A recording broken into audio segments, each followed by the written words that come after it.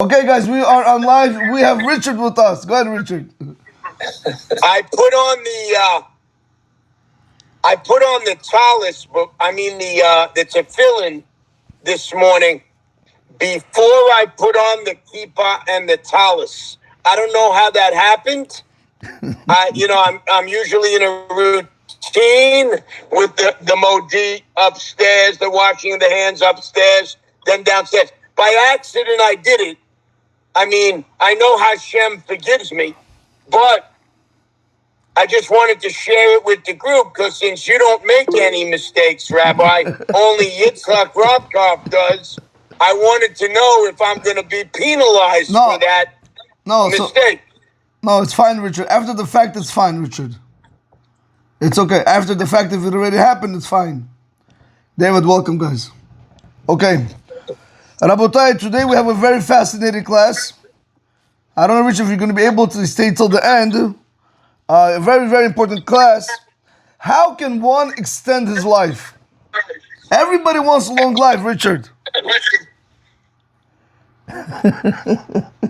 You know why I'm laughing, Jigari? I one time said this. Everybody wants a long life. One guy said, it depends who you're married to. That has a lot to do with it. Honoring your parents. That's true, bro. That's very true, brother, Rabbi. Excuse me. I almost disrespected you, Rabbi. I'm sorry. It's okay, almost Richard. called you brother instead of Rabbi. It's okay. It's okay. It's okay. Honoring your parents, no, Rabbi? Yes. Honoring your parents is one of them. But there's something that we can do which it can really, really extend your life. We can do it on a daily basis. Michael, welcome, Michael. Do a lot of mitzvahs, and that can extend your life in Hashem's way of thinking, right, Rabbi? So you know, Richard, in honor, since you are with us today, I'm going to start with this piece today. And then once you get off the call, maybe I'll go to the halachot if we have time. In your honor, Richard, you guys should all know, Richard calls me privately. It's amazing. You guys should know, Richard himself is amazing. Believe me, I'm telling you. Richard, I love you. I love you, Richard. He said he loves me more. Rabbi, I just want to tell the other guys on the call, my local rabbi is jealous of what we got going on over here. And I'm not even an everyday member on this call. But my rabbi goes, Yitzhak, what are you doing? You don't see me. You don't talk to me. I wanted to tell him that I'm cheating on him with a different rabbi. Now, Baruch Hashem, you do a lot, Richard. You do a lot for the community. For those that know. Okay. Rich, I'm going to share with you today, there are two rabbinic statements which are contradictory and don't make sense at all. And we're going to try to put it together. We're going to go try to puzzle it together. We all know Purim is coming up, correct, Jigarik? Purim. Yes, Richard, Purim is coming up? Yep. Okay. Everybody knows because of who were the Jewish people saved? Because of Hadassah and Menachem, no? I love you, Jigarik. I love you. We stay away from the Haman and the bad guys. That's what we do. Esther and Mordechai. Esther Mordechai, Jigari. I love you, Jigari. Hadassah Esther is her name. You're right. Hadassah is Esther's her name. It's Esther, Hadassah, something like that, no? I love you, Jigari. Yeah. My niece is named after her. That's why I know. And Mordechai. Mordechai, yeah. Okay, but I love you, Jigari. I love you, man. If you want, I can edit this whole part out. It's up to you. Keep it, Rabbi. Keep it raw. Okay, so we know, Baruch Hashem. Rab, welcome. We know that Mordechai Tzaddik saved the Jewish nation. Right? Because of him, all the Jewish people were saved. Now, there's a very fascinating Gemara, which is a little bit puzzling for our minds to understand. But the Gemara says that Mordechai was in the Sanhedrin. The Sanhedrin is the great Jewish court containing of 71 judges. You with me? Yep. Can you imagine 71 judges, and he was number 4 on the list? Did Richard leave? Yeah, he left. He probably had to come off the call. Okay, fine. He was number 4 on the list. Majority of the rabbis in the Sanhedrin were not happy with him, Jigarik, so they demoted him one level and they made him number 5 on the list. Why? You know what they said? They said, it doesn't make sense. Why did you have to save the Jewish people? That means Hashem is not happy with your learning Torah. Huh? That's why he sent you as the messenger. It could have been anybody else. Why you? Wow. So instead of promoting him to place number 3, they demoted him. You with me, Jigari? Yep. So Yep. comes out of it that Mordechai HaTzadik saved the whole Jewish nation, and with all that, we demoted him. We made him number 5. I just want to, I don't want to compare the two cases. They're not even comparable. But to make you understand what we're dealing over here with, let's just take the billionaires in the Forbes, Jugari. I mean, you're number 3, B'ezrat Hashem. You're number 3, correct? Man. Yeah. Man. But imagine when they go down from number 3 to number 4. It's not a few $1,000s. It's billions of dollars difference. So in the Sanhedrin, going down one level, it's a very big thing. It's a humongous thing. It's not like it's a very big thing. So now they demoted him. Now I want to share with you, there's another Gemara, Masechet Rosh Hashanah, on page 18, side 1. The Gemara says, it brings a story over here with the children of Eli Cohen.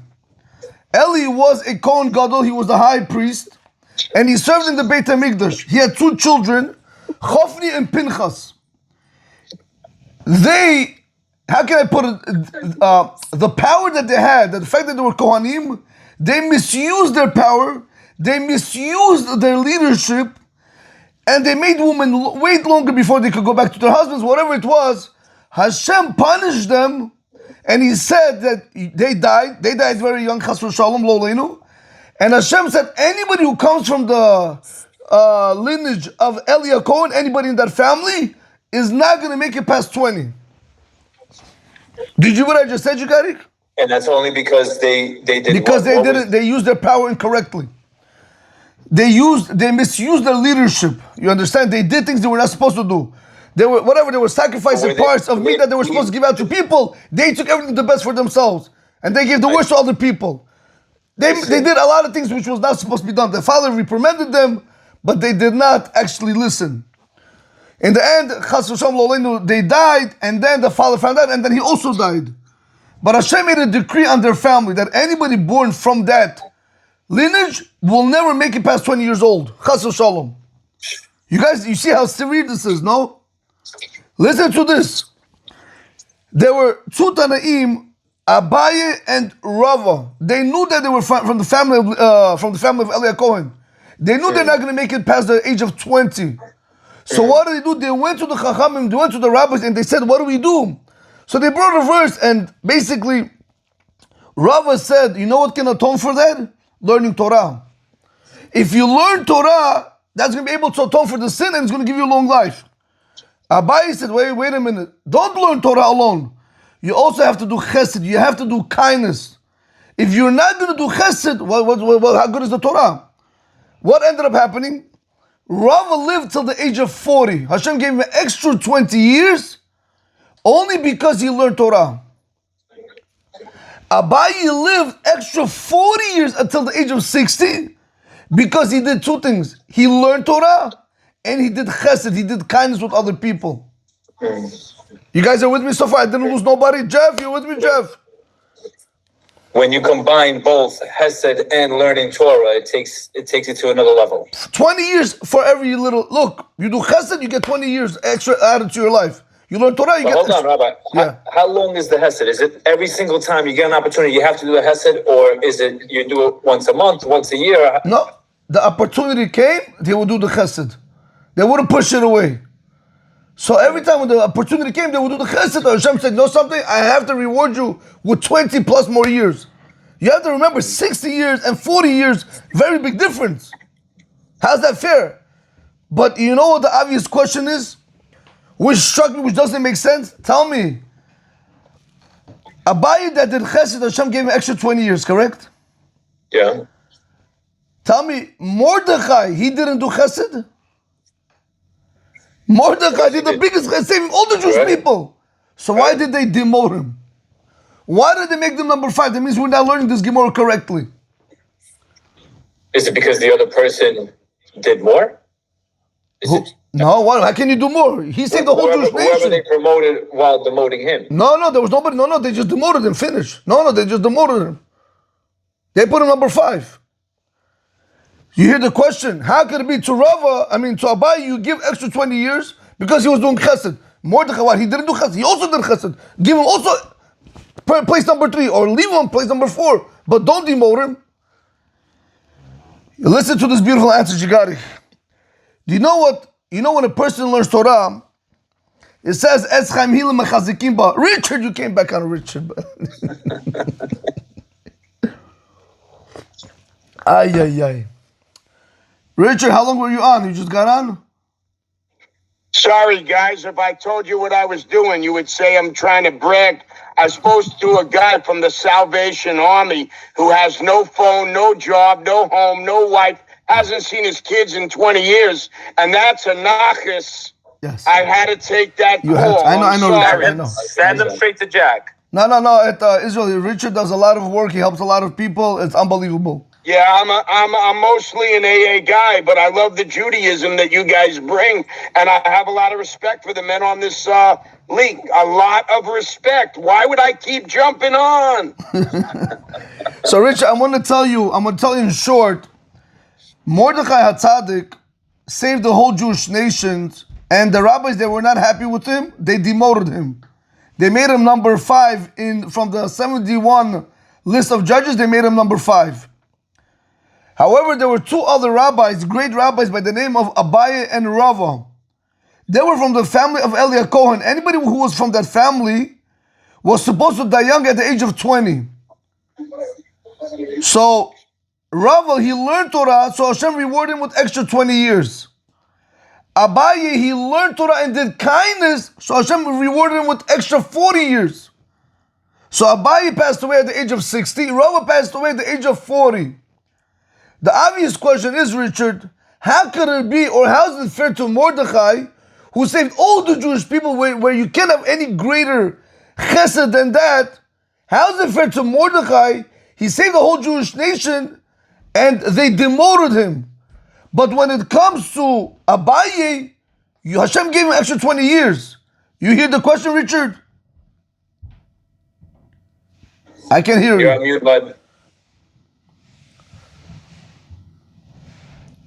I said I'm starting to put it together. Thank you for repeating it. No problem, Richard. My pleasure. So you know what's going to be the answers? You got to get ready for this.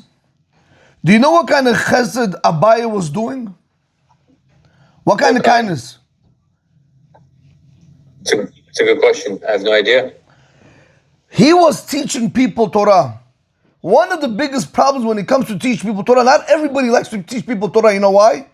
Because when I have to teach you Torah, that means I'm taking away from my learning Torah. I can't teach. I don't have the time for that. You understand?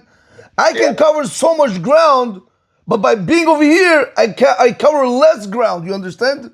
On your end, yeah? On my end. So you know what Hashem says? That relax. Whatever you give, listen to. I want you to listen to Garik.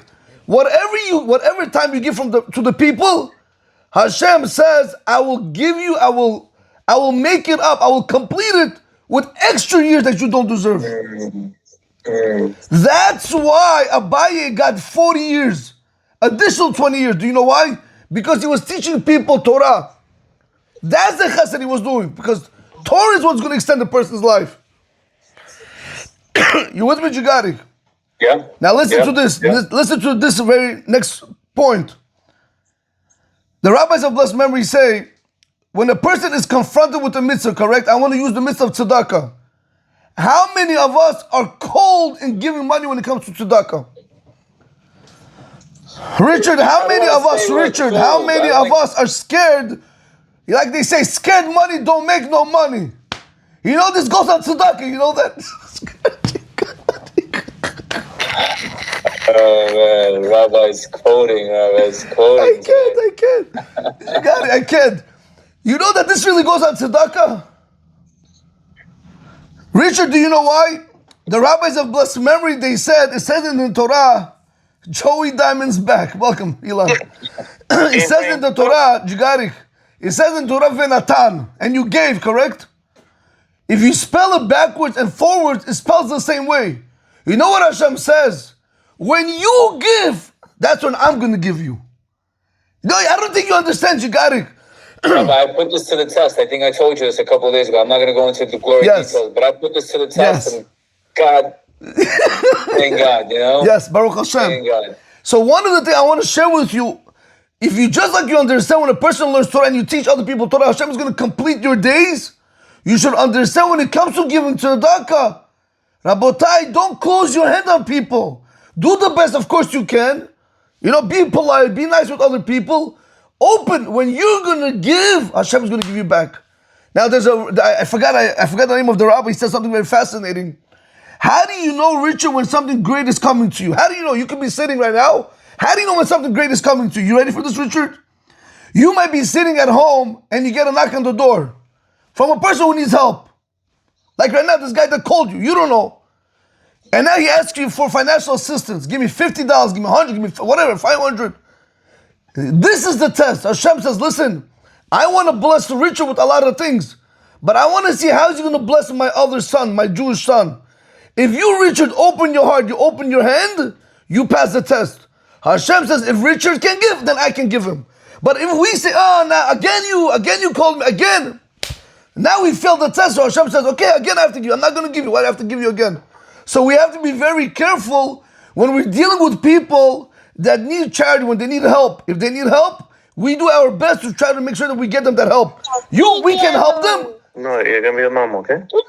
We cannot help them. You know what you should do? Direct them to who can help them. You understand? But don't brush them off like they're nobody. It feels like garbage, you understand? Rich, I want to tell you, whatever, Jigari knows that, you know, we were collecting for this lady, you know, she almost lost her leg. She wasn't working, you know, and she called, she needed money, whatever it was. So, okay. So, you know, we started making a few phone calls to try to get some money for her. So as I was in shul, I was speaking to a few guys. What can they do from their end? Each one said, you know, we'll take care of you X, Y, and Z. We'll see you after Shabbat. We'll give you the money, whatever it was. And you could pass it to the lady. Fine. So there were other people inside the synagogue. So I approached them. Before Richard, I even approached them. They, no, Rabbi, no, I don't want to hear it. No, not for me. Get out, Rabbi. Don't ask me for anything. Richard, I told these people, I said, do me a favor. Chas v'shalom, I'm not collecting for myself. I'm telling you, listen to me very carefully. You don't even know the situation. We heard. You heard, and you don't have a heart. What, your heart is made out of stone? Do you know how you know if a person is Jewish, Garik? I don't care if you have a kippah this big and a beard and peyot and what. You know how you know a person is Jewish? Listen, write this down, Jagarik. It's called Gever. Gever in Hebrew means a man. You gotta listen to this, tell them to wait. It's called Gever. You ready for this? Richard, this is how you know a person is a Jew. You don't have to go through a lot. It's Gimel, Bet, Reish. Gimel means Gimelut Chasadim. A Jew has in his DNA to do chesed, always do kindness to other people. Bet, he's a Baishan, he has shame. He has a little bit, how you say, you got like he's humble. That's bet. Reish, Rachmanut, he has mercy. If a Jew he doesn't feel bad for another Jew that's suffering, chas v'shalom, that's a problem. Who says you're a Jew? He says, go find out, you gotta get the parents were Jewish, the grandparents, they might not be Jewish. Because a Jew has the DNA of these three qualities. You don't have the DNA, forget about it. This is not only for this, for anything, Jigari. For anything. Very important. A lot of us, we don't understand what we're doing. We look at the physical. Rabotai, look at these character traits. Very important. There was once a girl getting married, Jigari. A religious girl. She never in her life picked up an iPhone, no TV, no boys. Home girl. Housewife. Like everybody wants. So one day, you know, the boy goes to the rabbi a week before the wedding. The rabbi says, cancel the wedding. A week before the wedding. What do you mean cancel? How can I cancel the wedding? He says, if I tell you something, do it, don't make me tell you. After, when everything comes down, come back, I'll tell you why. After 8 months, you know, it was balagan. He had to move out of the country. It was very bad. Eventually, after some time, the rabbi tells him, I'll tell you why I never wanted you to marry that girl. He says, one day, you know, the apartment floors in Israel, they're very, very short, not over here, high-rise buildings. And they're very low. Right. So he said, as I was walking, I saw a pigeon on her balcony, right? On the balcony, just, you know, again, nibbling or... She took a slipper and she whacked the pigeon to try to wish him, to try to make her shoo him away. Shoo him away. When the rabbi saw that, he went back to these three characters. If you don't have no mercy on a pigeon, you ain't gonna have no mercy for your husband. You understand? And that's why he told the boy, this is why I didn't want you to get married to her. You understand? We don't see this. We know you know the problem is Israel, you're laughing. But how many boys they get married to the girls because of their beauty, not because of their midot tovot, not because of their character traits, and in the end they have to suffer. Nobody wants to admit the truth. You have to look at a girl's character traits, you understand? Character, her midot, is she refined? Does she answer back? Why are you laughing? She got it. Is this funny? I don't get why you're laughing. No, I have a question, Rabbi. I have a question. Yeah, Joey, go ahead, Joey. I have a friend of mine, right? Yeah. I hope that friend is not you, Joey. Well, and this friend of mine, he used to have a dog. Yeah. And this guy's wife used to hate the dog. She used to pray for the dog to die every day. Does that mean she's not Jewish? That means she has no heart. How How can you pray for a dog to die? Can you tell me? Hashem's creation. That's not Ruben. Man, I love dogs, man. Don't say it again. I'm just letting you know. I have a dog already. I feel bad for this friend of mine. I feel bad for him, man. You know, Joey, I had a dog. My brother got me a dog. He went to Pennsylvania. He got me a dog. I said, no problem. Baby German Shepherd. Well, I didn't have no gates. It was very hard, whatever it was. You know, I felt so bad for the dog because you gotta invest a lot. It's like another child, basically. I called the guy back. I said, listen, do me a favor. Listen, I love you very much, you know, but I can't keep the dog like this because a lot of time and I can't take away from my learning Torah. He's like, you want $800? He's like, you want $800? Pay me back. I'll have somebody come pick it up. I said, I'll give you $800. Please come pick it up. Please come pick it up. I don't want I wanted to make sure the dog is back home safe. What? Rabbi, with that being said, I have a question. Is it prohibited for Jews to have dogs or pets home? Depends what kind of dog. And depends for what reason. If you want to have a dog for safety, right, for security, then it's not a problem because if you like, you know, all these break-ins that are happening, you know, he can save your life, you know. If you want to have a small puppy in the house, that's a different story. When the Gemara says you're not allowed to have dogs in the house, it's speaking about mean dogs, you understand? Dogs that, you know, when what is about the small poodle? What's the small poodle? What can you do? And my sister owns a dog. You got it. I walk in, he runs away. What kind of dog is that? Come on. What kind of dog does she have, Lisa? What are those golden? No, but Rabbi, he makes a very good point. My kids are afraid of dogs, right? But I don't want a big dog at home. If I want to make sure that they're not afraid of dogs in the future, especially my son, I don't want him to be fearful. Is that a cause to get a dog in the house? To train him. To break the fear. Yeah, so that's what you should do. That's one of the reasons one of my daughters was afraid of the dog. And that was the whole thing. She was crying, please don't let him in the house. We didn't let him out. He was out, it was in my anteroom, whatever it was. Please don't let him. But in the end, when I said I'm gonna give, she said, please don't, I leave. And today, she hugs dogs, she kisses, she's like, she can't be without dogs. My kids want a dog. It's just now, listen, it's a lot of responsibility. It's literally like another child, you got it. It is. Aaron, okay, fine. Yes, you guys are good? My kids love him, yeah. My kids love him today. Yeah, no problem. Yeah. You just got to be careful that they're going to become very attached. And that's where the problem 15 pounds. Say it again? He's just a small poodle, 15 pounds. Yeah, small dogs are not such a big issue, no. We're speaking about humongous dogs. No. Okay, Rabotai, I have 6 minutes. I want to share with you a very important halakha. What is the proper way to go to a synagogue?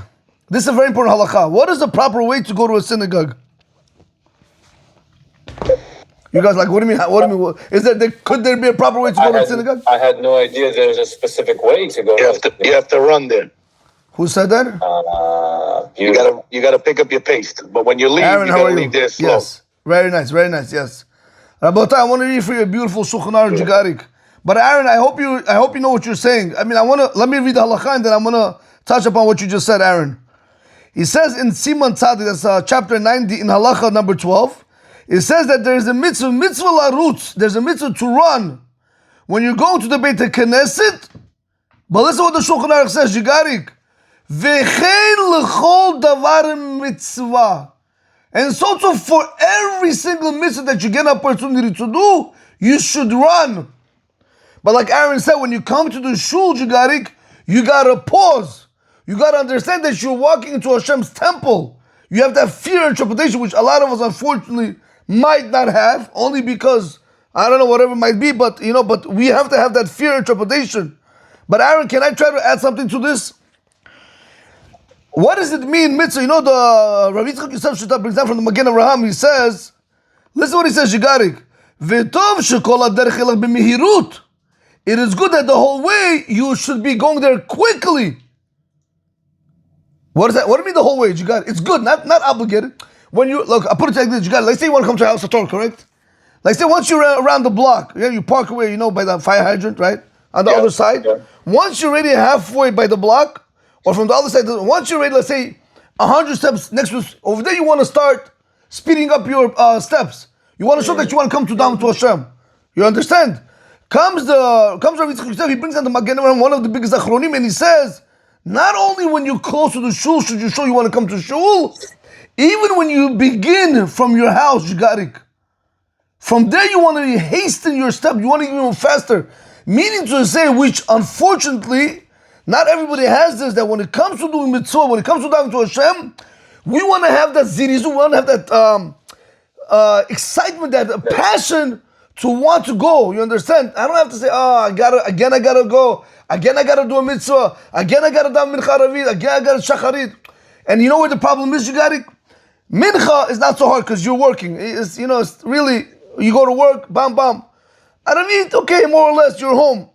But shacharit, when you wake up in the morning, is how you wake up in the morning. If you wake up in the morning, you're showing that you're not so excited to go to shul. Right? If you had a trip right now to go somewhere, you will be up before everybody, correct? You wouldn't miss it for nothing. Same thing over here. When it comes to Hashem, when it comes to mitzvah and Torah, if we know we have an opportunity to do a mitzvah, or to learn Torah, or to go to the Beit Knesset, anything that has to do with Avodah Hashem, we want to try to go ahead and do everything quickly. Meaning not to do the mitzvah fast, you got it. How to get to the mitzvah, we want to show that we want to get there with passion. You understand? With excitement, that we're excited about it. How many of us, when we say, Israel, can I bother you for a second, Israel? How many of us, when you say Birkat HaMazon, let's be honest. I don't want to pick on Jigarik. I know how Jigarik, I've seen Jigarik. Jigarik does it 17 minutes. Huh? Say it again? I only say it on Shabbat. Okay, start fixing that. No, don't say unfortunately. If you want your parnasa to increase, you must say Birkat HaMazon. Don't say unfortunately, because it says that anybody who says Birkat HaMazon with intention, with the proper state of mind, understand what you're saying, you're guaranteed the parnasa is going to increase. Meaning other way, that if you're not doing it, you're guaranteeing yourself that your parnasa is going to decrease. So let's do that, okay? That's number one. Number two, when we're saying it, how are we saying it? We're not so excited about saying Birkat HaMazon. We're not. We want to get it out of the way. That we shouldn't do. You understand? You take another minute, see how more beautiful your Birkat HaMazon is going to be. That guarantees your parnasa, you understand? Because you're really thinking, Hashem, that one blessing is actually from the Torah, not the text. The obligation to bless Birkat HaMazon is from the Torah. So we want to be very careful with it. Some rabbis even hold, which I still don't do yet, but some rabbis hold that it's correct to wear a hat and a jacket at the time when you say Birkat HaMazon. They compare it to davening the 18 prayer blessing. Did you know that, Jigarik? Shom Nesrei? Wait, what do you mean by a hat and a jacket? You mean like a blazer and a black hat? Yeah, like that, yeah. Why? Because they compare it to the Shemona Esrei that we daven every single day. Because this is under the 18 prayer blessing is only from the rabbis. This is from the Torah. So you want to show more importance. A lot of people, when they say Birkat HaMazon, they're cleaning the house, they're playing with the kids, they're doing other things on their phone. It's more important than Shemona Esrei, you understand? So you have to give it that importance. Anyway, Rabotai, if you guys have any questions, I'll take it. If not, we will conclude here, and I'll hopefully see you guys, B'ezrat Hashem. Rabbi, with that being said, just a quick question. Yeah. I know we spoke about Birkat HaMazon during Shabbat and stuff, but what about passing bread? Because I know that you're not allowed. Rabbi Zamir Cohen, he says that you cannot pass bread miyad liyad. Correct. You're not allowed to, the bread that you bless Birkat HaMazon on, you're not allowed to pass it from one hand to the next. You got to hear what Aaron is saying? No, one more time. So let's say you said how much and you cut the bread, correct? Yes. First bread, you don't have to give it. The first piece you don't give it to your wife. I know how you are, Jugal. I know you love your wife. You gotta eat it yourself. Okay, I love it, Jugal. But the second piece has to go to her. Yeah. Let's say the second piece. Two pieces. One second. You give the first bread. The second, how do you give it to her, Jugarik? Do you put it on the table or do you give it to her directly in her hands? You get on your knees. No. All jokes aside, Jugarik, how? I don't know. We have to give two pieces. No, he's messing with you. One piece. He's messing with you. Oh. The other guy that was here the last time, he told us that you have to give, when you do Berkat Hamazon, you give one to yourself, and then when you give it to your wife, you have to give her double. I have to give it double. Remember? Who said that? I don't know. Probably Eddie. Probably Eddie. It's probably Ephraim. Who was it? No, you gotta show me. You gotta know. I don't know. This first time I hear double. That kid that was doing the lecture on Thursday, who was it? Rabbi Aaron. First time I heard such thing. No such thing. Why have to give it double? No? I gave my wife this Shabbat. I gave her twice bread. She didn't smack you. She didn't smack you for making her fat. She didn't smack. What do you give it to double? What do you? No, I think I know what he said. You don't remember? I think I know what he meant. Probably he said you want to give her a bigger piece on Shabbat for the honor of Shabbat, not 2 pieces of bread. You cut her a bigger piece. Yeah, but you can cut a bigger piece than yours, yeah. Not than yours. In general, when you're cutting for other people, you want to give them bigger pieces. So who do you give it first? So let's say your mom is sitting there and your wife. You give it to your wife Your first? wife. Or you give it to Of course, your wife. your mother-in-law? You asking me or you?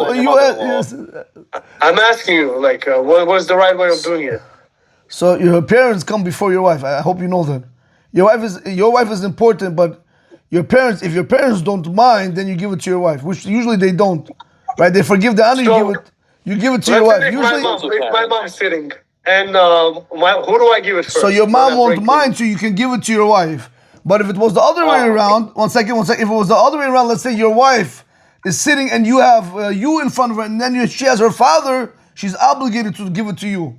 If her father asks for water and you ask for water, she's obligated to serve you, not her father, because she's under your jurisdiction. Yeah, she has no mitzvah. She has no mitzvah honoring her parents. Once she marries you, she has to fully be dedicated to you. Did you know that?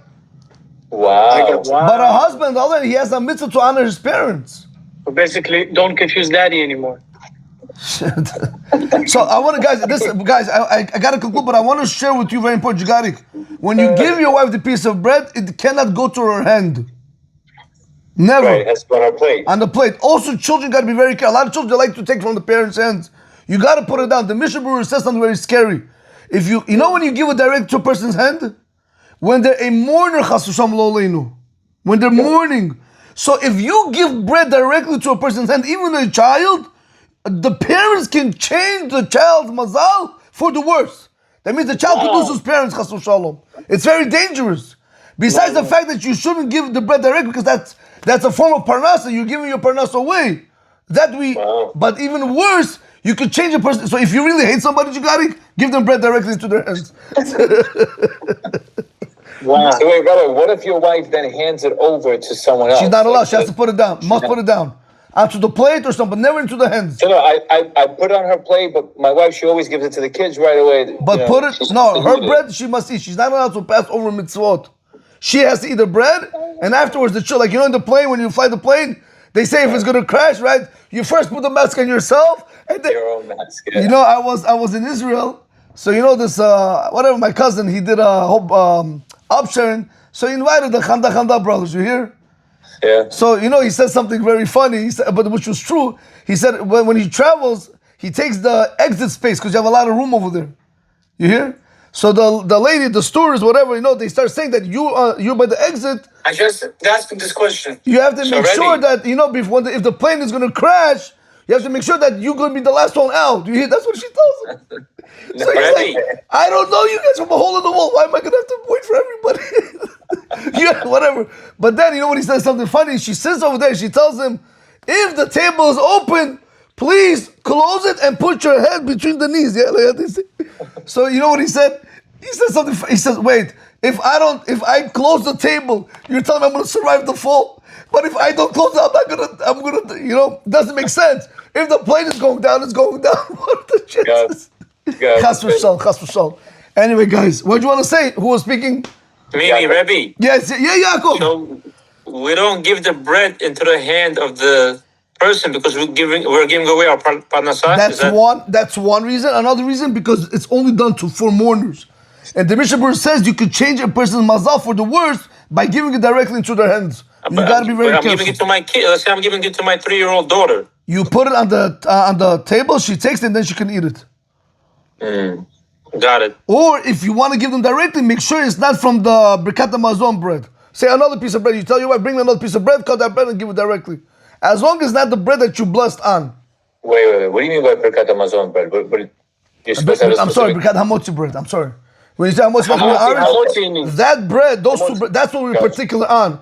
Any other bread that comes after that, we're not so particular about it. The one that you say the bracha to Rubes. Correct. The one you say the bracha. I made a mistake. I'll take it back. Yeah. Makes sense. Okay. Come on, Rubes. I told you, get it together. All right, guys.